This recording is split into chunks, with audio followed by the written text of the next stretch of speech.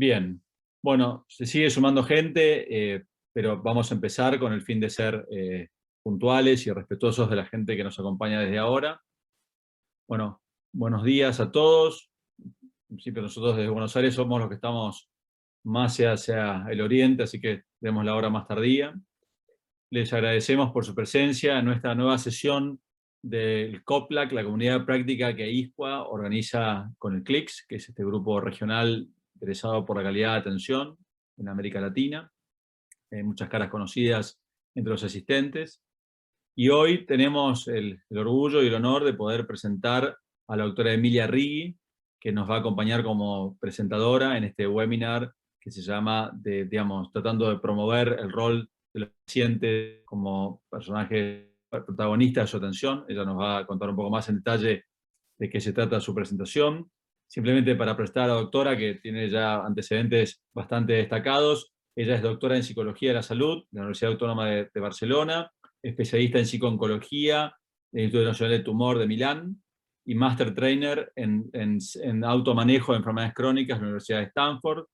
En los últimos 15 años ha trabajado en Europa y en América Latina en iniciativas que tienen que promover el rol de los pacientes como activos protagonistas de su atención, básicamente como académica y consultora en estrategias de patient advocacy.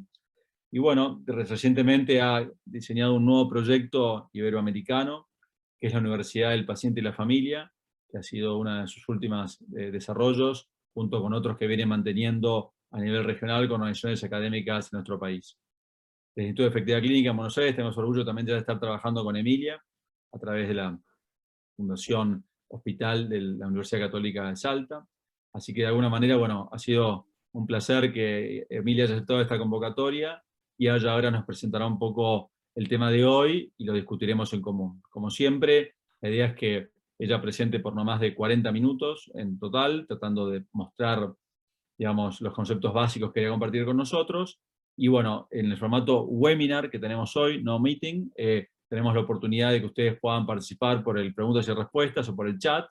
Y bueno, la idea sería que en los últimos minutos ustedes nos puedan llegar sus preguntas, dárselas a Emilia y que ella nos pueda ir contestando sobre lo que le parezca más oportuno.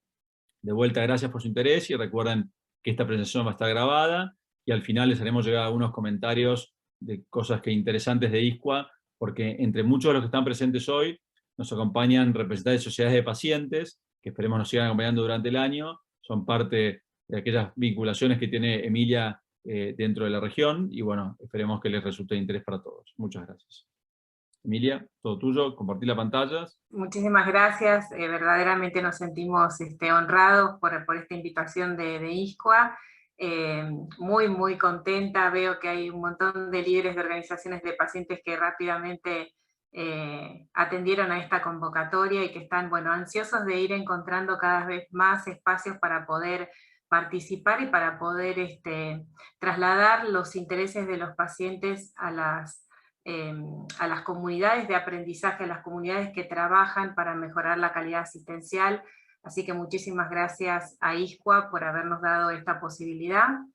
Y como sabemos, efectivamente que la primera parte de la conversación es donde la gente más presta atención.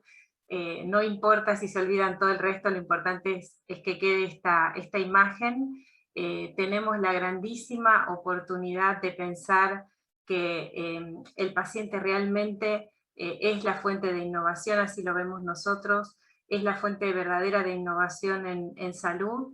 Tenemos la oportunidad de empezar a pensar en modelos diferentes, en modelos de codiseño donde los pacientes, que son los verdaderos protagonistas y son quienes van detectando estas dificultades que se van encontrando en el proceso asistencial, puedan sumarse a ese equipo para mejorar la calidad de la asistencia sanitaria, ¿verdad?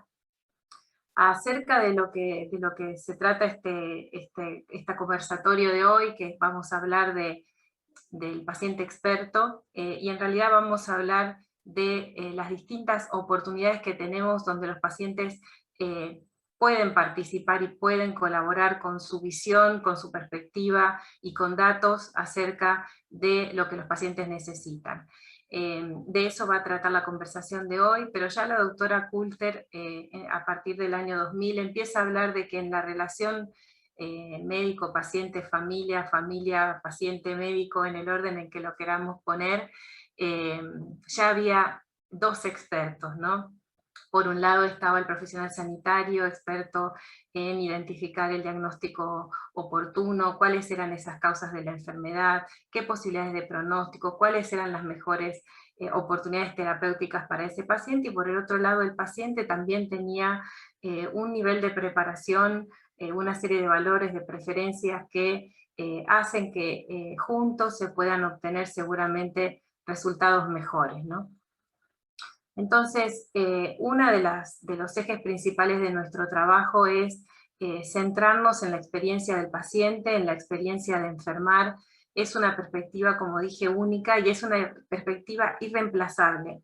Así que podemos tener a los mejores técnicos, especialistas, académicos, investigadores, pensando en la mejor forma de ofrecer nuestros servicios en salud, y nada va a poder reemplazar esa perspectiva que es la del paciente, ¿verdad? Y cuando entramos más en detalle en lo que significa la experiencia de enfermar, vemos también que los pacientes están por ahí, están seguramente más preocupados, no tanto por la capacidad técnica de los servicios, ni de la especialidad y la especificidad de los profesionales, sino más bien por la manera en la que se dan en los cuidados, ¿no? Es decir, que muchos de los pacientes dan por descontado la idoneidad de los profesionales que nos atienden, pero todo lo que tiene que ver con el funcionamiento y con la modalidad del cuidado, allí es donde a veces empiezan a aparecer esas barreras, y allí es donde hay, yo creo, una gran oportunidad de mejora. Buena parte de quienes analizan la gestión de los servicios han identificado una serie de barreras. Nuestro servicio sanitario es más bien reactivo, ¿no? Responde cuando hay un problema de salud, y nuestro escenario actual de aumento del envejecimiento de la población y aumento también de las enfermedades crónicas hace que tengamos que repensar ese modelo, y que tengamos un sistema sanitario mucho más proactivo, ¿no? Y la forma de trabajar en este sentido es que los propios pacientes empiecen a ser más protagonistas de todo este proceso, ¿no? Sabemos que nuestro sistema sanitario es muy difícil de transitar. Una de las variables importantes que siempre ponen de relieve quienes estudian la gestión sanitaria tiene que ver, por un lado, en que la población no la tenemos estratificada. Muchos centros de salud ofrecen distintos servicios para todos, y tal vez tenemos que empezar a pensar qué tipo de población tenemos y qué servicios podemos ofrecer. Hay pocas enfermeras de caso, como se llama en España, que son estas coordinadoras o estas personas que se ocupan de seguir los casos más complejos, y por lo tanto, para que muchos pacientes no se pierdan en el sistema, toda la parte de TICS que se tenía que ir incorporando, bueno, esta situación de aislamiento nos ha dado ese impulso final para que pudiéramos incorporarlas, pero hay muchísimas más. Nuestro sistema de salud está muy fragmentado, y los pacientes que conviven con una o más enfermedades crónicas pues tienen muchísimas dificultades para poder transitar, para poder navegar nuestro sistema sanitario, ¿no? Y esa es otra de las áreas que hay que fortalecer. Y obviamente no tenemos el paciente activado, el paciente activo o el paciente que le decimos empoderado. Y de eso se trata un poco la conferencia de hoy, ¿no? Este sistema de salud ha sido pensado y diseñado sobre todo para enfermedades agudas, es decir, episodios que se van dando de manera saltuaria, y en realidad nuestros pacientes padecen distintas enfermedades crónicas, y por lo tanto necesitan un sistema sanitario que pueda hacer un seguimiento a largo plazo, que entienda esa continuidad, que entienda esa integralidad de los servicios, ¿no? Entonces, por eso justamente es que tenemos que contar con la colaboración de los pacientes para que ese sistema se ajuste mucho mejor a sus propias necesidades. Yo cuando pude tomar contacto con esta publicación de Lancet, me quedé asombrada y cada vez que la repropongo no salgo de mi asombro, ¿no? Más de 3,5 millones de muertes están ocasionadas por las dificultades de acceso, por no poder acceder a los servicios de salud, pero casi el doble de estas muertes son debidas a una baja calidad de la atención sanitaria. Entonces hay una gran oportunidad de mejora y hay una gran oportunidad de trabajo conjunto, y es para todos nosotros un deber moral y un deber ético. ¿Y qué tienen que ver, en qué tienen que ver todo esto los pacientes? Bueno, los pacientes son quienes viven el sistema sanitario en primera persona, quienes pueden detectar, identificar de primera mano cuáles son esas barreras, cuáles son las dificultades, cuáles son a veces esas áreas que se quedan como vacías, que hacen que el paciente vaya perdiendo la continuidad y vaya perdiendo el interés por el autocuidado, ¿no? Entonces, desde hace varios años, el gobierno del Reino Unido, pero en muchos gobiernos, en muchos países a nivel global, se ha empezado a pensar en los pacientes como un partner, ¿no? Como un compañero, como un par que puede mejorar todo el sistema de salud, ¿no? En este caso, este manual que considera justamente las relaciones colaborativas con las organizaciones de pacientes como un fuerte, responde seguramente a una mayor gobernabilidad del sistema de salud, ¿no? Donde los pacientes, los ciudadanos empiezan a tomar decisiones. Y así también lo detectaba el que fue mi maestro, el doctor Albert Jovel, un médico, paciente, donde ya advertía en el 2006 en España esta demanda de los pacientes de poder tomar más acción en la toma de decisiones compartidas, y aquí vamos a ir viendo distintos niveles de participación, no solamente a nivel individual,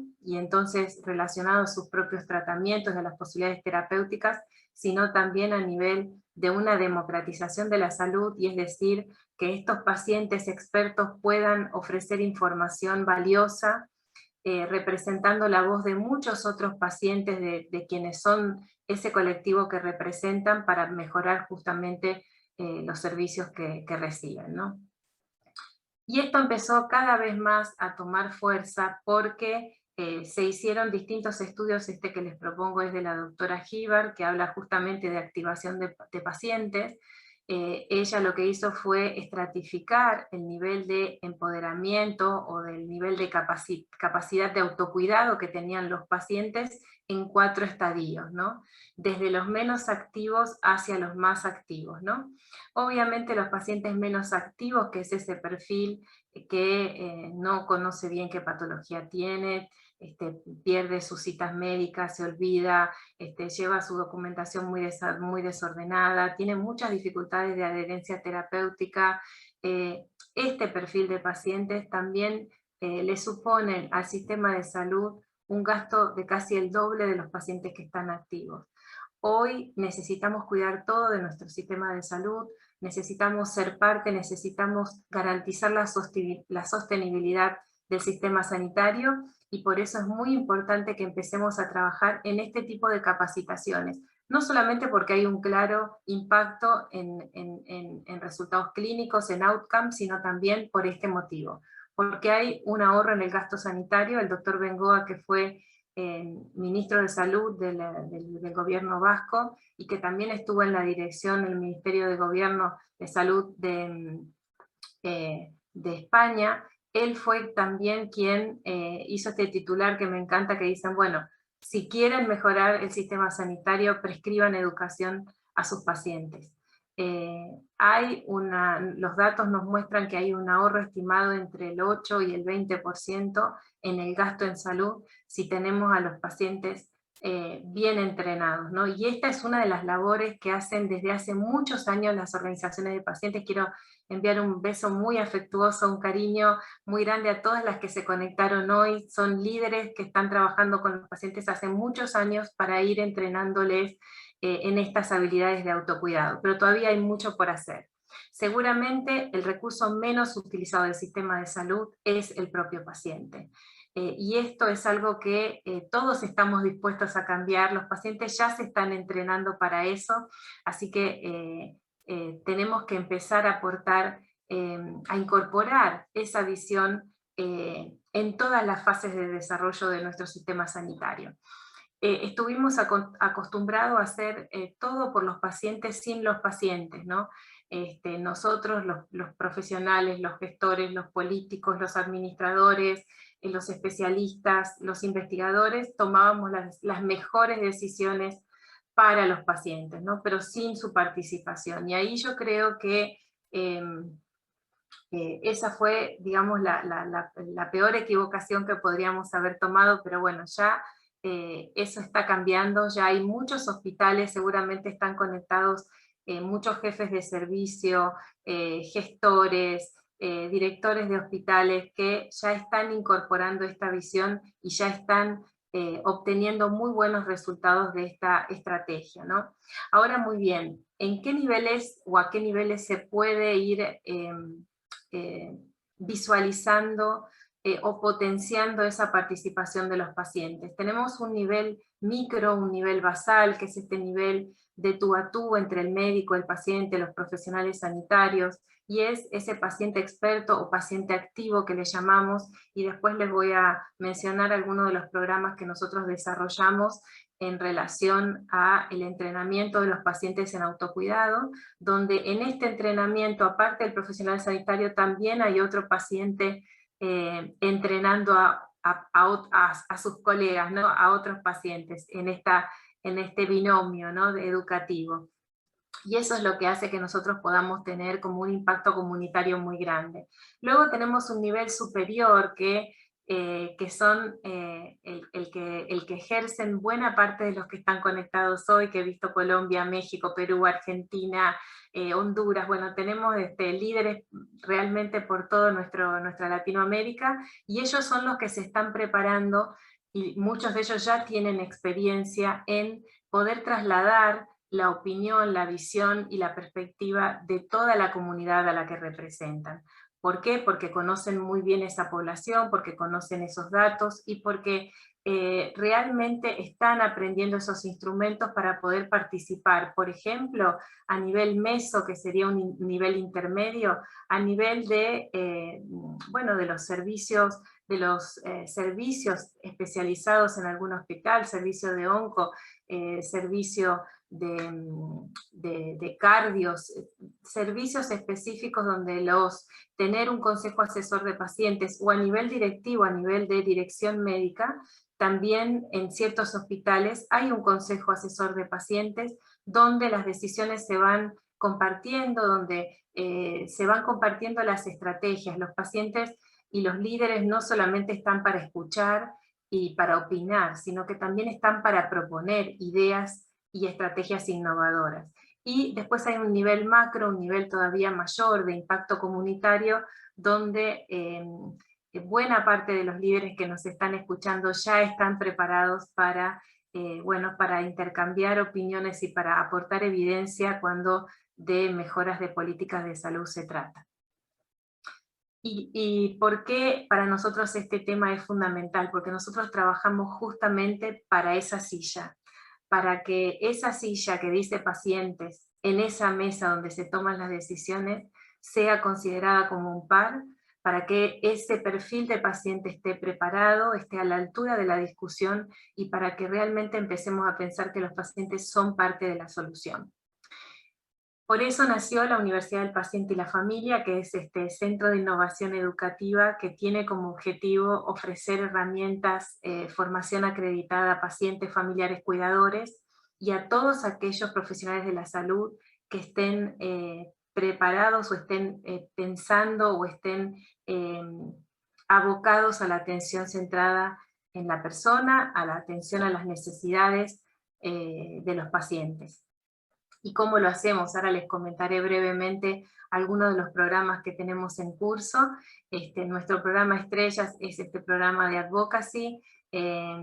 tuvimos 3 ediciones el año pasado, ya estamos preparando nuestra nueva edición, con representantes de organizaciones de pacientes de distintas patologías de toda América Latina. Tenemos actualmente nuestra segunda edición de un diplomado en alfabetización sanitaria, donde los pacientes, toda esta línea de Health Literacy que es tan importante a nivel internacional, los líderes ya se están preparando para poder acompañar a los pacientes y poder también mejorar la manera en que nos comunicamos, ¿no? Luego tenemos nuestro programa Paciente Experto, es un programa, como les dije, que está más centrado en el autocuidado, donde los formadores son una pareja, una es un paciente y el otro es un profesional de la salud, y donde siguen un manual muy estructurado, una serie de sesiones muy estructuradas, y lo que queremos es conseguir datos, es decir, el objetivo principal de estos cursos son tener un impacto en los resultados de salud, no son grupos de autoayuda, no son grupos de apoyo, no son grupos terapéuticos, sino que son grupos que tienen como objetivo mejorar las habilidades de autocuidado, y por lo tanto lo que queremos es medir de qué manera estos cursos impactan no solamente en resultados clínicos, sino también en la utilización de los servicios disponibles, y ya hay muchísima evidencia. Estos cursos los venimos, los lanzamos en España por primera vez a partir del año 2006, y ya tenemos un recorrido muy extenso con distintas patologías y en distintos contextos, y con datos que obviamente refuerzan toda la evidencia que hay publicada, que es muchísima, y que si quieren les puedo compartir con muchísimo orgullo. Solamente contarles que es el global, el que estaba en funcionamiento hasta que apareció la pandemia, que estamos haciendo junto a PANLAR, que es la Organización Panamericana de Enfermedades Reumáticas, y junto a SOPAN, que es la Asociación Panamericana de Organizaciones que trabajan por las enfermedades reumáticas, médicos, pacientes, todos juntos, trabajando para poder pilotar en 3 países, en Colombia, en Panamá y en Argentina, qué resultados se obtiene de este curso específico que está dirigido a enfermedades reumáticas, y poder compartir los resultados para que luego se pueda diseminar a todos los países de la región panamericana. Estábamos haciendo también uno aquí en Argentina, antes de la pandemia, sobre oncología, que estábamos pilotando en 3 hospitales, terminamos de pilotar uno, y bueno, justo comenzó el tema del aislamiento, así que está detenido, pero listo para arrancar cuando la situación lo permita, ¿verdad? Trabajamos también con los profesionales sanitarios, ¿no? Nos gusta ir de la mano, acercando cada vez más a los profesionales sanitarios a las necesidades y prioridades de los pacientes, que es otra de las líneas de investigación que tenemos en la Universidad de los Pacientes. Estamos por lanzar ahora, dentro de muy poquito, este seminario online para Argentina, sobre Patient Experience and Health Literacy, y este seminario va a tratar sobre todo temas muy parecidos a los que tocamos aquí, pero sobre todo cómo reforzar esa comunicación, cómo podemos ofrecer a los pacientes materiales educativos que sean fáciles de comprender, cómo mejorar la comunicación, cómo mejorar la navegabilidad de los sistemas sanitarios. En ese sentido también lanzamos el año pasado una diplomatura, ya vamos a hacer ahora nuestra segunda edición para Argentina en este caso. Vamos teniendo programas regionales, programas nacionales, depende el objetivo. En este caso fue un curso donde participaron, un diplomado, donde participaron más de 50 profesionales sanitarios de todo nuestro país, desarrollando, implementando en sus servicios de oncología un programa de navegación, también con el mismo objetivo, medición de resultados y estrategias de mejora. Y también trabajamos con los gobiernos, con las autoridades de salud. Y les cuento simplemente esta sencilla pero tan importante meta, que fue conseguir un consejo asesor de pacientes dentro del Ministerio de Salud de la provincia de Santa Fe, una de las provincias de aquí, de nuestro país, de Argentina. Dentro de la Agencia Provincial del Cáncer, ahora funciona este grupo de líderes de organizaciones de pacientes de oncología, tanto de adultos como de niños, que lo que se propone es trabajar de manera conjunta para que las próximas estrategias de salud que se diseñen para nuestra provincia estén desde el inicio, con esta colaboración mano a mano entre líderes de pacientes que son quienes tienen el termómetro del día a día de los pacientes, y ellos también tienen propuestas de mejora, de ajustes, de optimización de los recursos que seguramente sería un desperdicio no poderlas aprovechar. Así que nada, esa es la invitación. La invitación es realmente a pasar a la acción. En el discurso está muy instalada la atención centrada a la persona, somos muy conscientes de que la participación del paciente es fundamental, pero todavía nos queda mucho por implementar.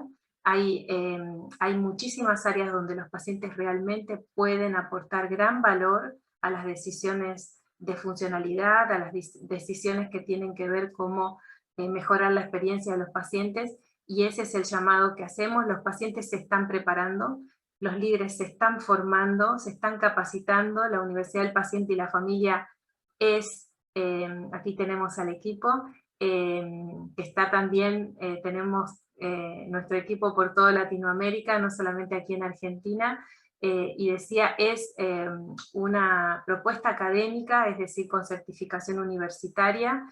Los pacientes, los líderes van superando las etapas como en cualquier formación académica, y bueno, estamos todos listos para trabajar juntos y para poder ofrecer el mejor servicio que podamos en las mejores condiciones, y sobre todo respetando la dignidad de la persona y estando muy cercano a las necesidades del paciente y la familia. Así que los invito a que nos sigan en las redes, ahí tienen mis datos de contacto, los datos de la Universidad del Paciente y la Familia, @UPF-pacientes, para que nos sigan en las redes. Y bueno, estaré encantadísima de escuchar comentarios y poder compartir preguntas, y bueno, agradecer nuevamente la invitación, Ezequiel, muchas gracias. Bueno, muchas gracias, Emilia. Gracias por ser sintética, que eso es bueno para que la gente también pueda tener oportunidad de hacer intervenciones. Bueno, somos cerca de 250 personas participando en este webinar, que es una cantidad récord, así que felicitaciones, Emilia.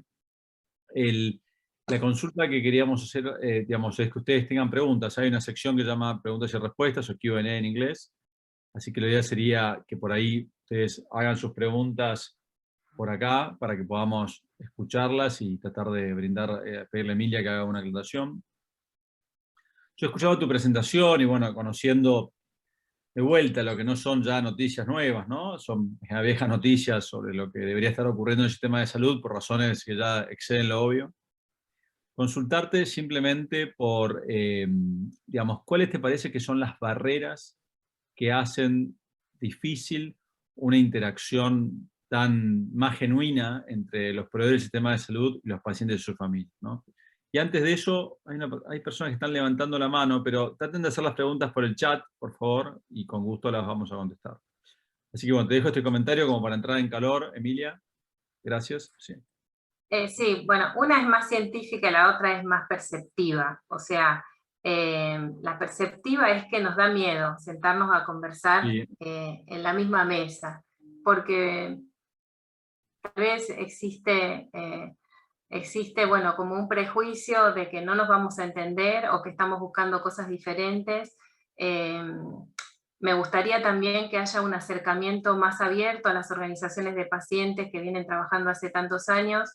Creo que todavía hay como un prejuicio, hay como un mal recuerdo de que las organizaciones de pacientes tienen como una posición solo reivindicativa. En realidad hay que verlos estudiar en la universidad, el empeño que depositan y el compromiso con lo que lo hacen, para aprender también a estar más cerca de un lenguaje técnico. Esa es otra barrera, el lenguaje. Lo que sé que no es una barrera es la intención y la finalidad. Entonces, creo que hay que ir abriendo esas mesas, hay que también estar preparados para recibir esta perspectiva del paciente, es decir, que cuando invitamos también a alguien a una mesa de diálogo o a una mesa de decisión, tenemos que saber perfectamente qué perfil de persona vamos a invitar, qué se espera de ella, de qué manera esa información va a promover cambios en mi organización, y si eso está estructurado, cada uno tiene unas expectativas claras de participación, bueno, ahí se instala un refuerzo automático y una colaboración que difícilmente se pierda, ¿no? Todos salen de una manera positiva, inclusive cuando haya hospitales, servicios que tienen dificultades, no duden en que los pacientes van a estar apoyándoles y lo que quieren es poder garantizar el mejor servicio, y si hay un servicio positivo lo van a apoyar y lo van a defender para tratar de conservarlo. Pueden ser también un gran apoyo para las instituciones sanitarias. Perfecto. Bueno, muchas gracias, Emilia. Van llegando preguntas. Insisto con Carlos Arturo Ortegón, Gisela, Mónica Yunta y Felicitas Miras y Paulina Arce, que si tienen alguna pregunta que le escriban por el chat. Ya hay varias preguntas, vamos a ver si podemos ir satisfaciéndolas. Jorge Valencia nos pregunta, ¿cuál es la estrategia para involucrar a los médicos especialistas con estos nuevos modelos de un paciente experto? ¿Cómo se promueve la transformación cultural? Bueno, yo creo que... no hay respuestas perfectas, me imagino, ¿no? Pero... No, acá todos podríamos opinar. Yo digo que todavía tenemos algún resabio, digamos, de un modelo que conocemos todos un poco más paternalista, pero creo que hay muchos especialistas que están más cercanos a esta postura.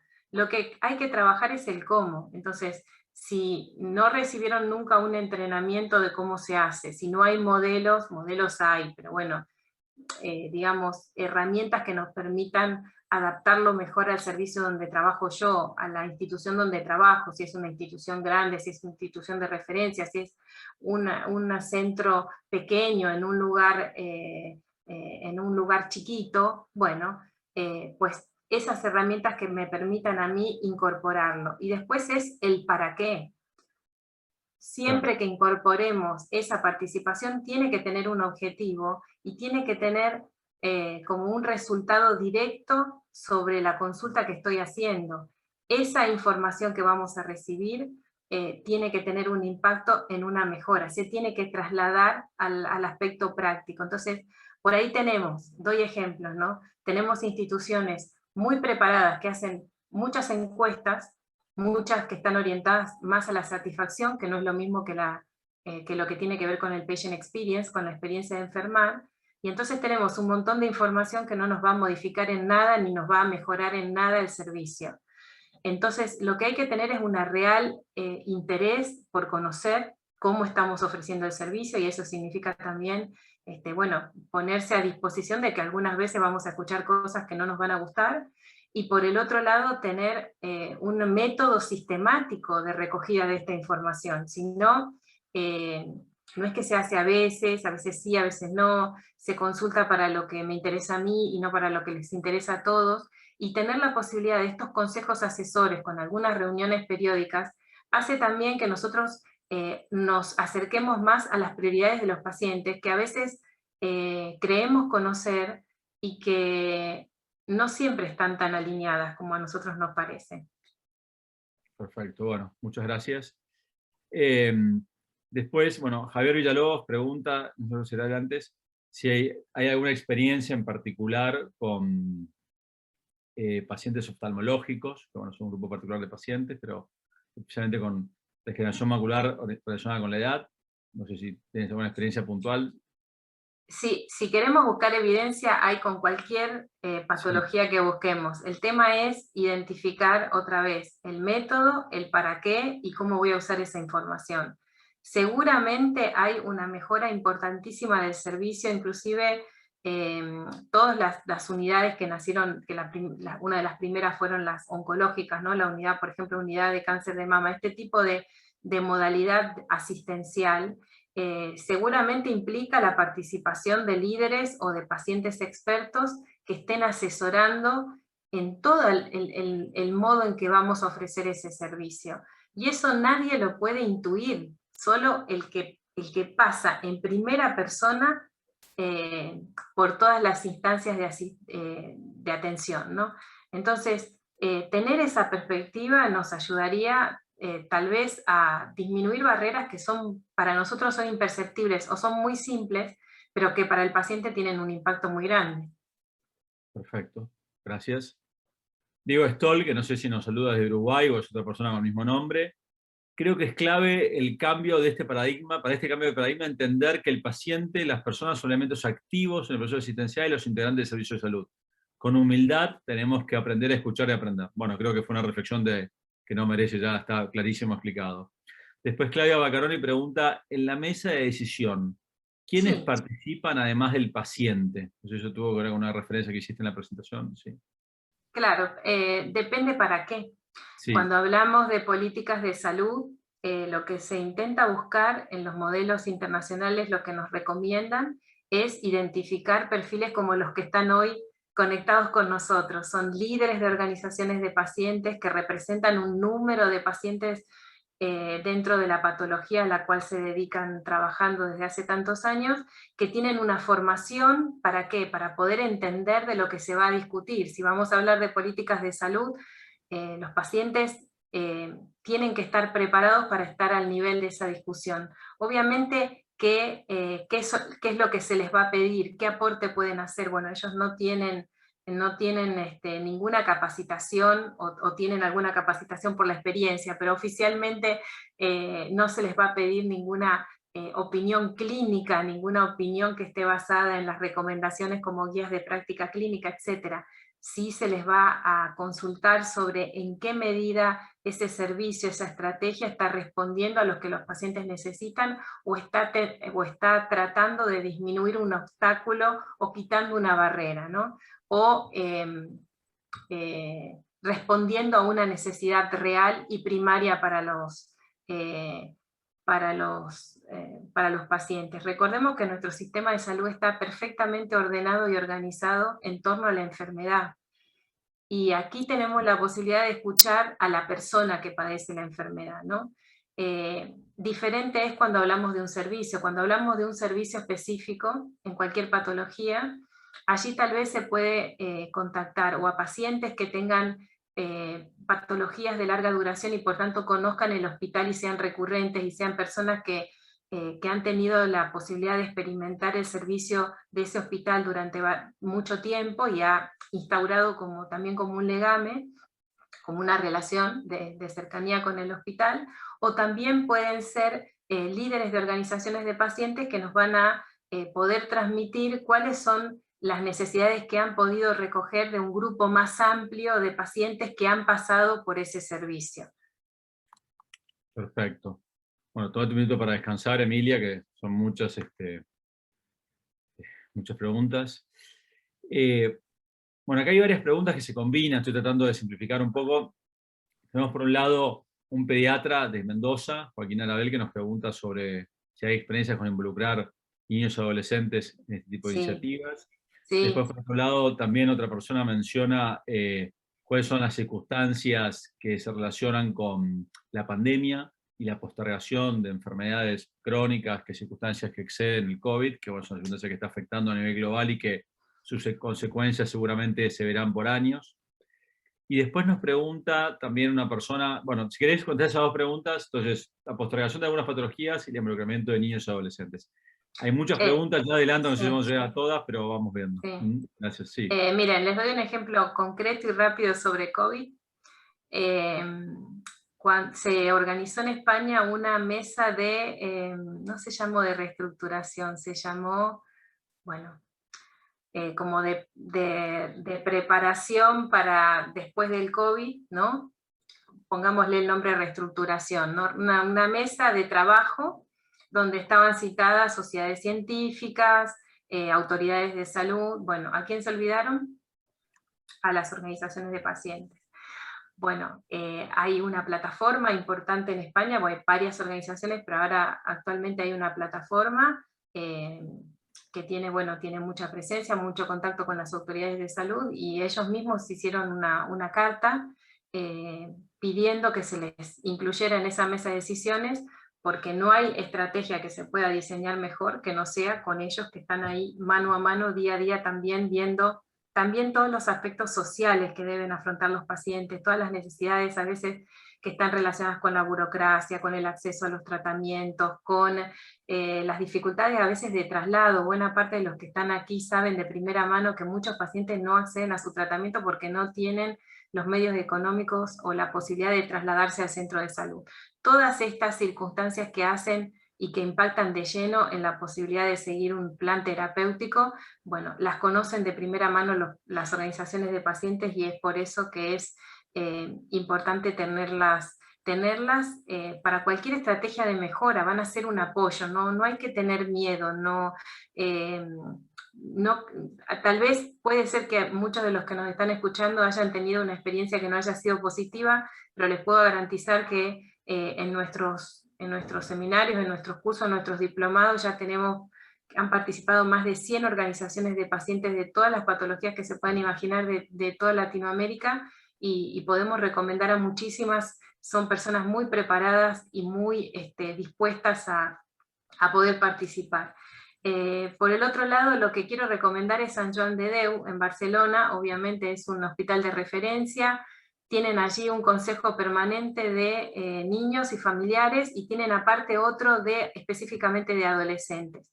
Pueden buscar en su página, hay un montón de iniciativas, hay videos y hay muchas estrategias. También ahí hay mucho por hacer, y hay mucho por mejorar, ¿no? Pero toda la parte infantil siempre ha estado como a la vanguardia, ¿no? En referencia a los adultos, en ese sentido también.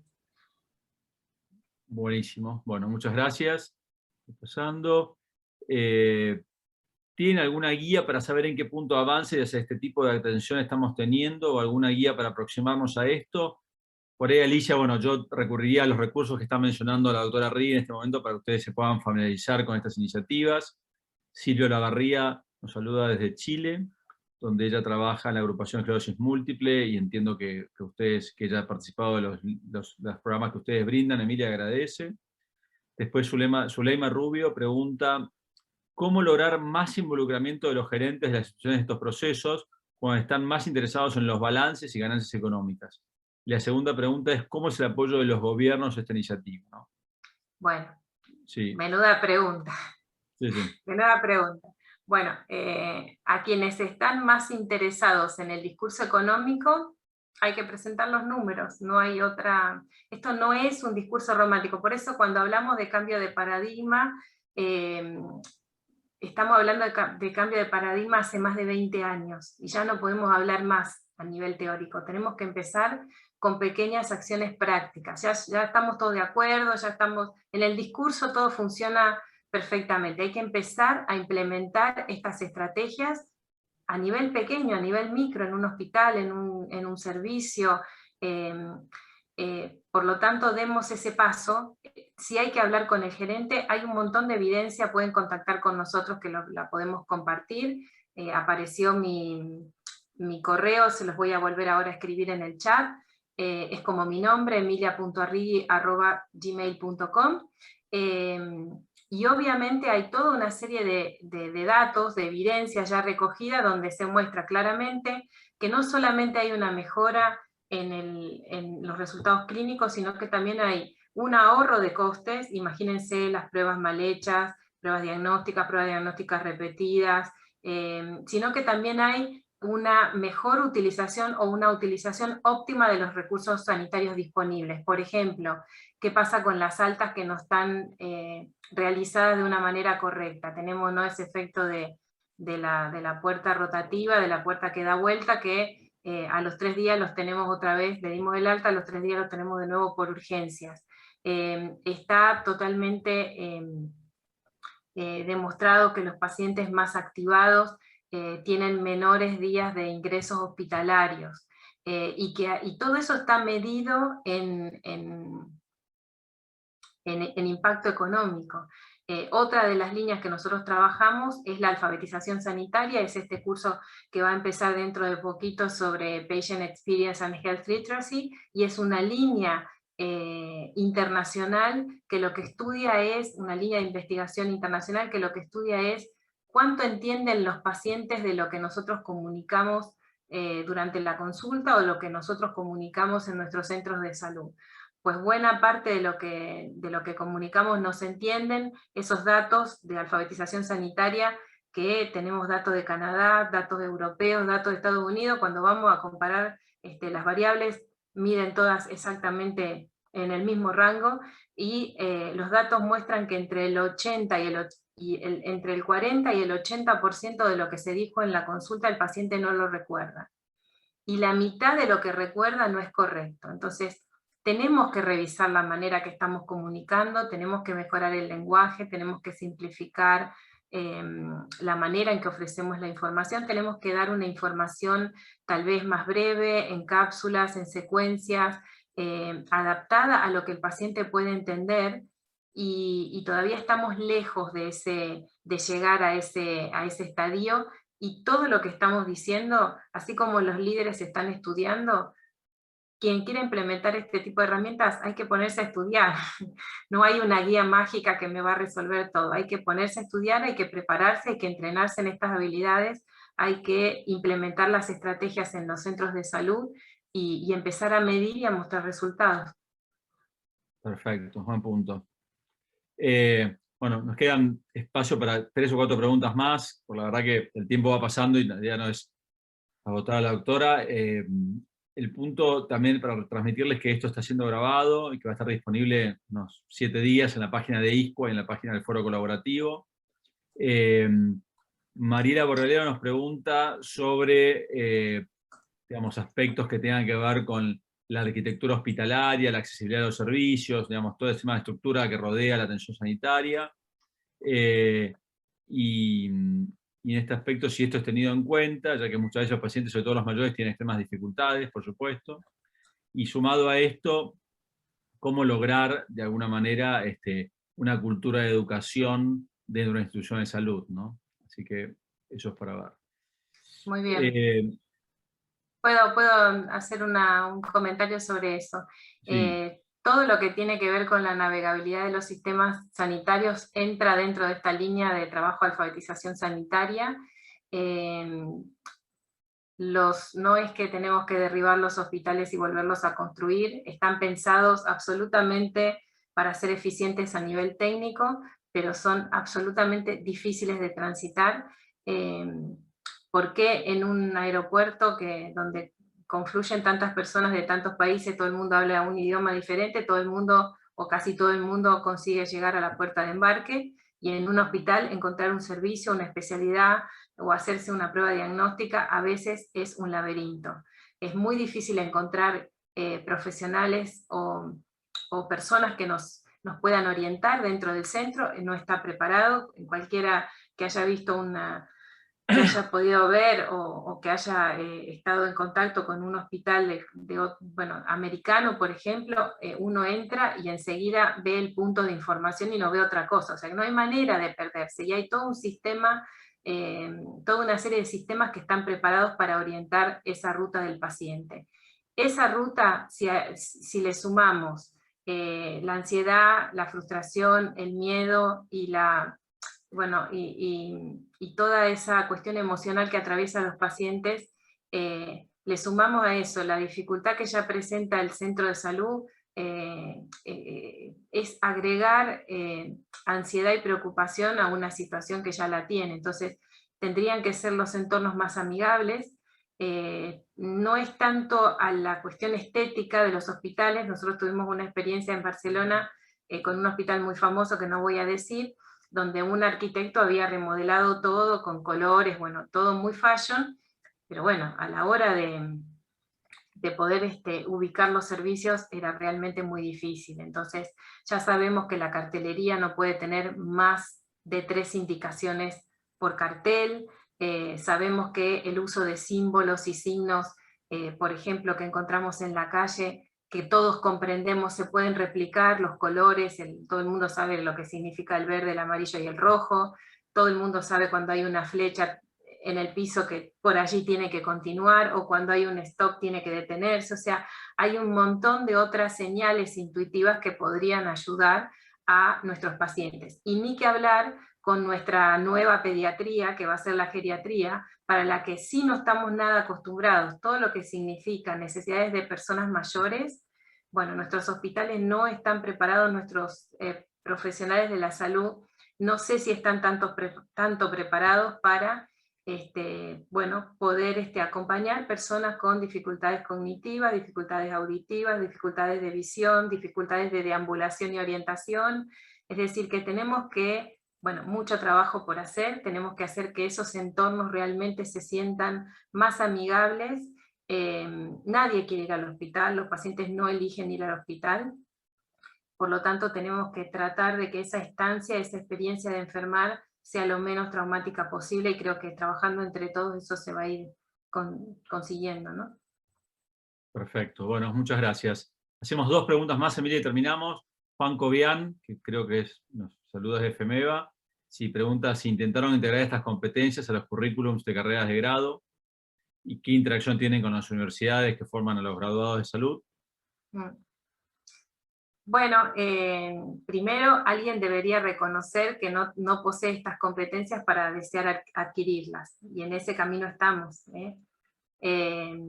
Y este curso que vamos a hacer ahora, este seminario, está dirigido a profesionales especialistas en oncología, y va a ser como una primera experiencia. Sé que en las universidades este tema está empezando a tomarse con real consideración, y conozco otras universidades por el mundo que trabajan con estos sistemas de COE, que son bueno, como simulaciones en vivo que se hacen sobre cuestiones que tienen que ver con el trato del paciente, con habilidades de comunicación, con habilidades de toma de decisiones, con comunicación de malas noticias, y ya están integradas a las currículas.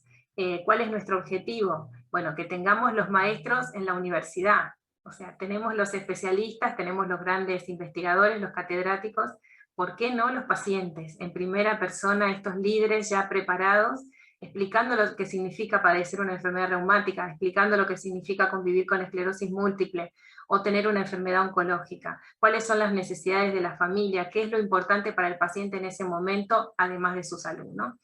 Entonces, en este camino estamos, todos los que se quieran animar, nosotros encantados de poder apoyarles en ese camino. Muchas gracias.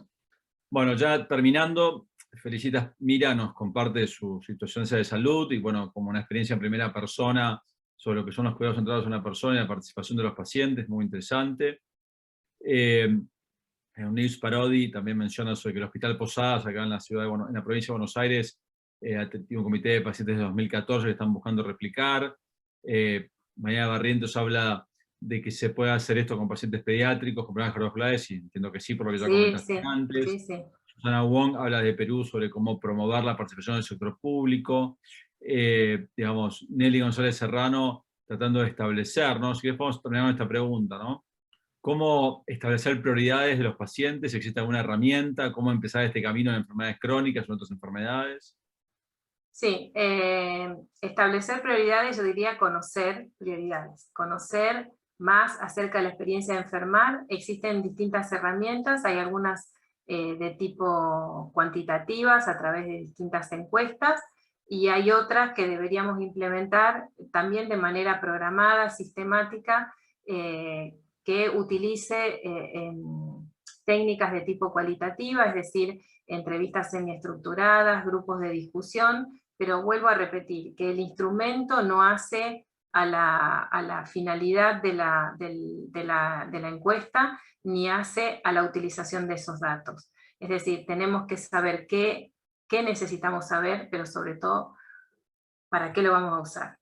Mientras nosotros sigamos recogiendo información en los centros de salud, por el hecho de decir que pasamos la encuesta y tener el checklist, ok, o decir, bueno, hicimos 5 encuestas a los pacientes, checklist, ¿no? Ok, cumplido. Sino que esa información debe trasladarse a la manera en que tenemos de cuidar. Mi maestro decía que él había hecho dos carreras de medicina, una en posición vertical en la universidad y otra en posición horizontal como enfermo, y el hospital se ve muy diferente desde la camilla. Así que empecemos a incorporar este valioso aporte, esta información que nos va a ayudar a mejorar, y tenemos ahí también un motor importantísimo que desconocen ampliamente las instituciones de salud. Acérquense a las organizaciones de pacientes, están ellas están preparándose para estar a la altura de esta situación y muchas ya lo están haciendo de manera efectiva con muchos hospitales. Bueno, muchas gracias, Emilia. Una cosa digo en inglés, Katrina, would you please put in the chat again the information about the scholarships? Entonces, simplemente para agradecerle a Emilia su participación, la verdad que ha sido muy clara y me alegro mucho porque ha habido tantos participantes, se ve que forman parte del entorno de Emilia y que, bueno, claramente del entorno de la especialidad en la que trabaja Emilia y que de alguna manera genera ciertos intereses oportunos. La gente de ISCUA acaba de poner un link donde hay becas para asociaciones de pacientes para participar en sus eventos y en programas de entrenamiento. Es un link de SurveyMonkey para que ustedes competitivamente, no está garantizado, puedan emitir un requisito de trabajo. Y en ese escenario daron de apoyo económico, así que para los eventos que ISCUA hace a nivel global, este año en julio, su conferencia global y unos programas de formación centrada en la persona en inglés. Así que de alguna manera, bueno, quería reforzar eso como una buena oportunidad que no todos los días se tiene. Gracias, Emilia, por esto. Bueno, muchísimos comentarios, agradecimientos en el chat, incluso me llega uno por el WhatsApp de Julia que me saluda. Así que, bueno, muchas gracias por esto, Emilia. La verdad que un placer. La idea es, como siempre, que estos webinars nos pongan en contacto todos los interesados en calidad y seguridad en sus diversos formatos en la región. Somos una comunidad que tiene que seguir promoviendo, empujando que esta iniciativa se dé realmente con otras regiones del mundo. Gracias por su tiempo. Esto va a estar grabado, va a estar disponible, ya está grabado, pero va a estar disponible pronto en la página web. Y bueno, nuevamente a todos, muchas gracias por su interés. Y nuevamente gracias, Emilia y a Katrina. Sí, muchas gracias a todos, gracias por la invitación, gracias a ISCUA. Y aliento vivamente a todos los participantes, a todos los líderes de organizaciones de pacientes a que apliquen esa candidatura. Es muy importante que los líderes de pacientes estén en estos foros que promueve ISCUA, que es una organización de referencia mundial. Y bueno, agradezco muchísimo la atención, esta posibilidad de compartir juntos y seguramente continuaremos trabajando en próximas ocasiones. Así que muchas gracias a todos. Perfecto. Muy bien. Suerte a todos. Terminamos. Thanks, Katrina, for this. Nos vemos pronto. Hasta dentro de un mes. Muchas gracias.